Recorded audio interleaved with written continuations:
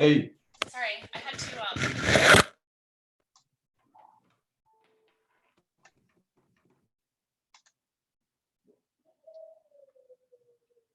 Check.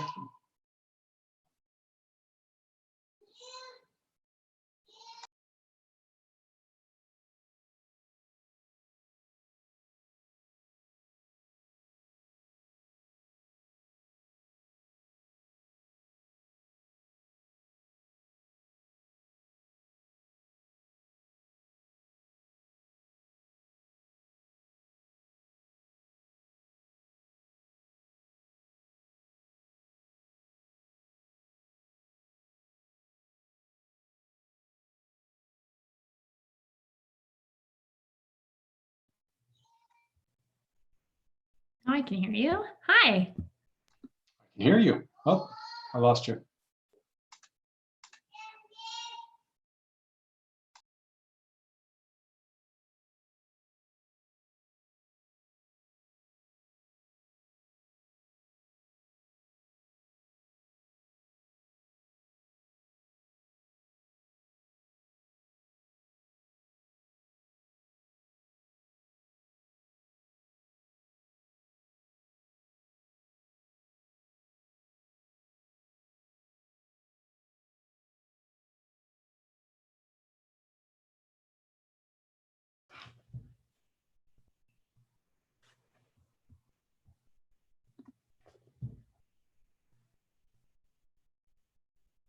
Live on YouTube. Yep. Hello there. Hello. All right. I wasn't already set up for the new Zoom having to like give your birth date when you log in and all of the new features to protect us. Wow. Yes. Yeah. Those bombers here, so we're good to go. The features have been changing fast and furious, and I've not been able to keep up with them. Well, that's a good thing in this new virtual world. I just talked to a handful of startups that are all doing things virtually. So Yes. I'm feeling with it now. Nice. You weren't with it before? I don't think I was. Yeah. Okay. We thought we were, but I guess we weren't. We're figuring it out as we go. Yes. Yeah. Good. Well, this was fun. I had a great time at office hours. Tell me about your office hours. I'm going to change the layout here. We'll get to the gallery view. There we go. Let's see how that goes over on the screen.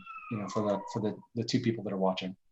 But we are going to record this and probably post it. So there you go. There's that. Yeah, the calls that I had were such a great way to end a week and feel like I'm going into the weekend with like so many aspirational people in the world doing amazing things. So Yeah. it's so amazing to see the diverse group of founders that Startup of the Year attracts. The people I talked to were all over. They were in New York, Dallas, Atlanta, and building technologies for education, for workforce, and even for all of these new parents that were people about to be new parents thanks to coronavirus staycations. I don't know. It's awesome to think of all of the diversity that's in the community. Yeah, both totally. Geographic and what they're focused on. Oh yeah, absolutely. I don't know about you, but there was one major recurring theme for my meetings, which were, everything fell apart 2 months ago.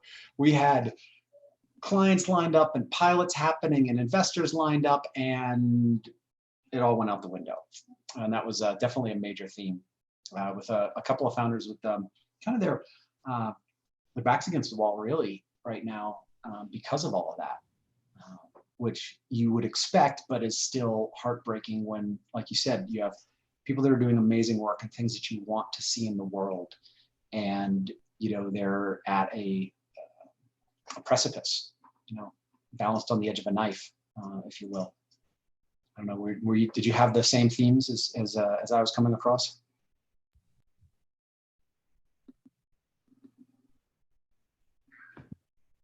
Jackie, did I lose you?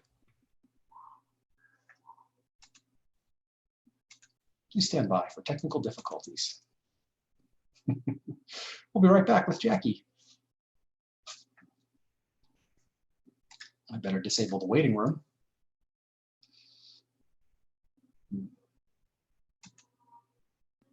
give Jackie 1 second as she gets back on board here.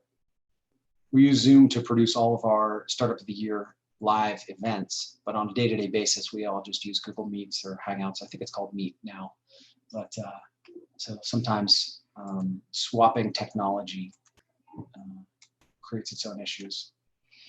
But it was, I had a chance to meet with, so if you're not familiar with Established, we're a consultancy that helps organizations find and engage with startups. And Startup of the Year is our startup program where we support startups from all over the country, all over the world, and give them a national stage to stand on and give them the opportunity to meet partners and investors and corporate entities that they wouldn't otherwise have a chance to meet because they're in all these far-flung locations. And so something that we're working with, something that we're very passionate about here, supporting startups and supporting founders. And so something that we're working on right now are rolling out office hours for the startups in the Startup of the Year program. And so Jackie and I did this as an experiment a few weeks ago, maybe a month ago or so. Frank and Jen and I did a public office hours. And we thought that maybe it didn't have the right opportunity for founders to really dig in on their specific things that they wanted to go after, as well as it didn't provide a safe space for founders to talk about challenges that they didn't want to be public. Because let's face it, building startups is hard. So Jackie and I did office hours today, and I just so miss meeting with founders one-on-one because there's so much. I just love to be able to give to founders and support them along their journey. And sometimes, that introduction and that connection that I have might just be the right connection for them that might be able to help them get to the next level. So hi, Jackie, welcome back. Hi, sorry for the in and out of my Zoom. My system does not like Zoom today for whatever reason. I so appreciate what you were just saying. I mean, what I was hearing from the founders that I was talking to is how they're really seeing communities like Startup of the Year and some of the other startup networks that they have is like the only real way to feel like they're truly de-risking what they're working on right now. Like growing their network and thinking about how the connections that they have and how they come to it to support other entrepreneurs in that community is like the most valuable thing that they can be doing right now. And it was a little bit of the opposite where they're, from what you were talking about, I mean, everyone had that shared experience of kind of feeling like things had stalled out. Yeah. Of, like that client that they thought for sure was going to become a customer, just kind of like delayed or kind of put it off until let's talk again in August. But that some of them were just so uniquely positioned because they were already thinking about like communities that are kind of marginalized. Yeah. Or that are disenfranchised by the education system, or that, immigrants are going to be really important in our workforce. They were already working on that idea. And now every economist in the country is asking that question and they're already working on solutions for it. And cool. So they're seeing it as like, wow, this is like kind of an expansive time for their concept. And how can they dial up even further, like really leaning in to that idea that they truly are a solution. I think that's so Yeah. Oh, might cut out again.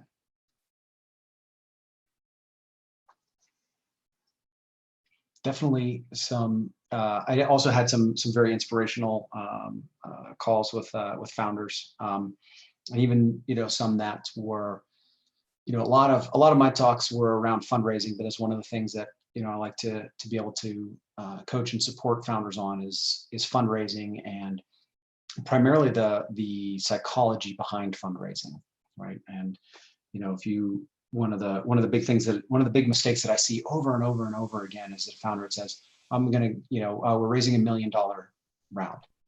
It's like, okay, why $1 million, right? Does that give you the runway that you need, right? And how much do you have soft circled? We don't have anything committed on that right now. Oh, we've got $100,000 of interest on that $1 million round, right? You put your investor hat on, you're like, well, I can just lean back and watch and wait. And there's no urgency for action on that. And especially now,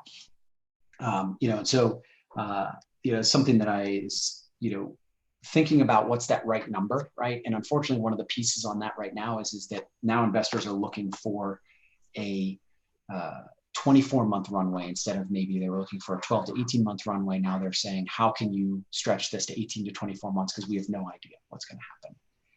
And one of the things that we're seeing in the market as well are that Series A investors have raised the bar. And so that means that seed phase is going to be even longer now. And though there's still a lot of dry powder out there in the seed funding community, that needs to stretch even further. So I had a lot of talks about that. But then also had some good talks about, just founders taking care of themselves and mental and emotional health. Because if for your business to survive, you, the CEO, have to survive. And so how are you feeding yourself? How are you feeding your family? How are you making sure that you're paying your bills and keeping your head together? So I had some good calls around that as well. I think we have some really savvy founders who came into the conversation, not just asking the question of, where do I find that next investor, or how am I going to fund my startup? And they were thinking very strategically about how, can you introduce me to another corporate customer? Yeah. Can you save me time by helping me find a specific resource that I'm looking to? Or what are other smart ways to help build my network internationally when my base right now is in the US? So, they're thinking of it in terms of building a company and not just coming into a community thinking where am I going to find that next investor? I think what kept coming up to me is they've already embraced that spirit that I've heard so many mentors give startups where it's if you want money, come and ask me for advice. If you want advice, come and ask me for money. Yes. Yeah. Yes, definitely a tried and true startup maxim, I think. What about it's actually great to hear about the founders that are thinking through those specific asks. One founder asked how I take advantage of Startup of the Year and the resources that it has to offer. What's the best way to do that, right? And which is a good question, actually. It's a really good question. And the answer, I think, is exactly what you said. It sounds like what the startups that you talk to are doing, which is you have to be the one that raises your hand. You have to be the one that steps forward and takes advantage of the programs that are being offered. And this founder, she did that because she signed up for office hours. And so, if you're out there and you're wondering, how do I get those connections? You can't just wonder, right? You have to ask, and you have to find those contacts that are going to give you those connections and sign up for those things. I heard from, I think, the whole group that I talked to, they really see the value of publicity. And that, when they're considering the different opportunities they explore, like applying for an accelerator program or applying for something of Startup of the Year, the prize money is great, but they truly are thinking about that publicity piece and, how that might help to expose them to an acquisition target or expose them to investor networks that they might not otherwise have access to. So it's again, that kind of networking piece. And that the expectation or the value that they're looking to get is, kind of exceeding beyond the funding piece of it. And, but again, Rich, every single one of them said, the community is what I want to be a part of more than anything. I wanted to be in office hours with you today to really understand how the community works and how I can contribute to it. And it wasn't what and how to get something out of it. It was how do I contribute to it? And that just is I think it's such a different headspace to be in as an entrepreneur, especially at a time like this where things feel really uncertain, that you have so much value to offer in being a part of a community that helps to, creates that magnetism for what you're looking for. And I think I was just so impressed that they were already thinking about it in those terms. And that is ultimately what helps to build that customer base and, makes things like self-funding possible. Yeah,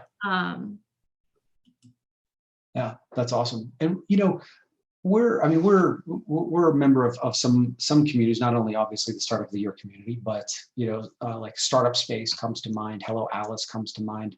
What are some other digital communities that organizations can be a part of to, where they can both give and receive? Well, I'm wearing my Women Who Startup t-shirt today, so that's fun. Okay.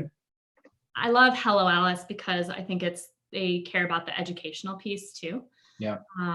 That's really valuable. We at Startup of the Year also have a partnership with Startup Grind where it's, local communities, but it helps increase your awareness for all the amazing founders that are out there. And Yeah. I think it helps exposes people to the kind of mentors that can help them build their business. And Startup Grind is going pretty virtual right now too, right? A lot of virtual events happening. Yeah. Yeah. Very cool. Very cool. Yeah. You know, gosh, even in the Colorado community, I'm trying to think about Denver Startup Week, right, where Jackie used to work and run. One of the leaders for Denver Startup Week. You know, I mean, they just made the announcement that they're going fully virtual, and so that's going to be happening in the fall. And I mean, that was what, 30,000, 80,000, 100 million people. How many people show up for Denver Startup Week? Let's go with 100 million. They'll really like that. 100 million. Yeah. It's a little bigger than South by. Maybe you've heard of it. We were one of the founders that I was talking to. We talked about that, of like the particular platform that he's building would be really great for tech companies that are in, really big hiring mode, and that it would be really cool to use some of these virtual events that, sometimes as a startup, you can't afford to be at every cool tech conference, or you just would have to clone yourself 80 times to take advantage of all the amazing things that happen. And now some of these virtual openings that are kind of geographically based are more accessible to founders, and really using that opportunity to play with, maybe if it's not growing your customer base, at least testing different markets. And being able to get it, like, tap into who the startup partners might be, or other strategic partners, or what that community is like. It's kind of an interesting window into that, where it would be, difficult to jump on a plane and be in all of those places at once. That is true. Expensive. You think about the hotels and all the associated costs with traveling to startup conferences. For a startup, you have to be very selective about that and make sure that you're getting the most value out of it. But now you can participate in multiple programs and conferences and such. And, but again, you only get out of it what you put into it. And so you have to work the network. You have to raise your hand and say, I want to be involved. How else can I help? Look to make those connections. Sometimes even the startup to startup connections lead to great things. I was noting to myself about the value, when you're a startup, of already knowing your ask, and like being able to immediately say, this is what I do, this is the challenge that I'm having, and this is what I'm looking for. And I've seen, been at a bar and seen some of the founders in Denver do that. Well, they'll see someone at the bar, and like they'll immediately know how to articulate what their challenge is. And how powerful that is when you have that comfort or that confidence of being able to ask for what you need, or to put that out in the world, and like just being really in a punchy way.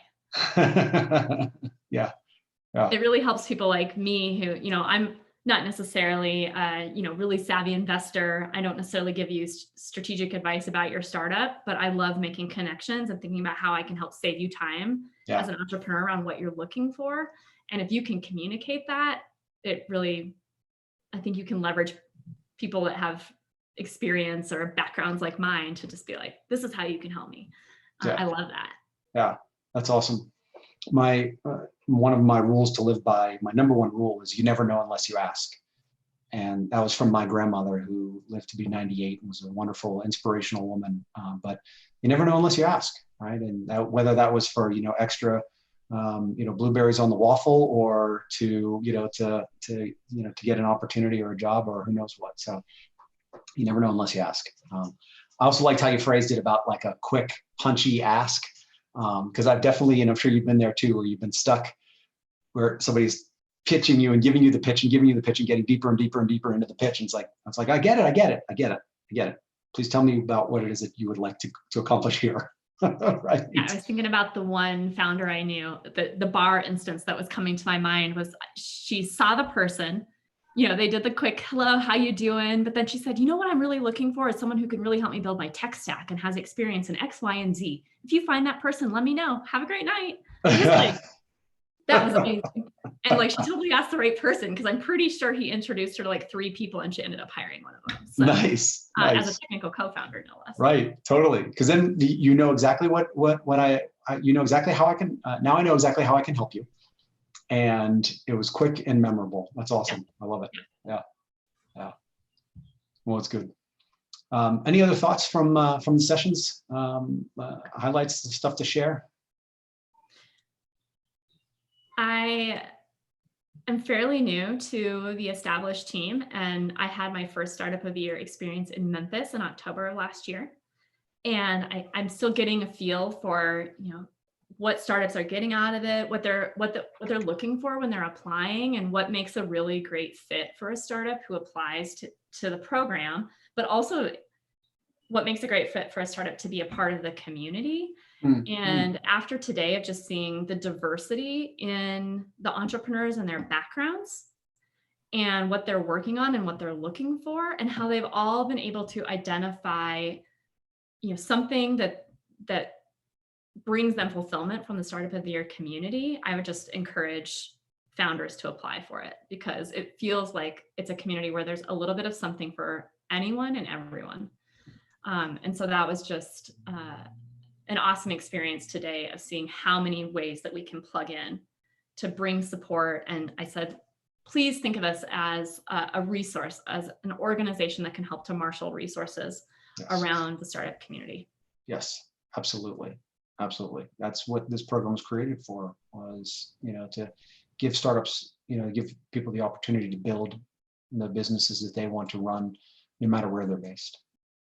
Yep. Like that's core to our being at Startup of the Year and Established. So I'll share one fun thing that happened at the very last moment of my very last office hours, and then we'll wrap for the day here. Is that founder had an investor that went cold on her 2 months ago, as you may expect, and she got a text while we were on the phone, and they said, "Hey, let's talk about how we can get some money for you for your business, and talk about an investment." And so that happened while we were in the office hours, and so we were just celebrating for. Wow, that's incredible. Yeah, good for her. I'm excited for her, and hopefully she is able to pull something together to keep her business going, because I think it's a good one. Well, I'll end with an ask.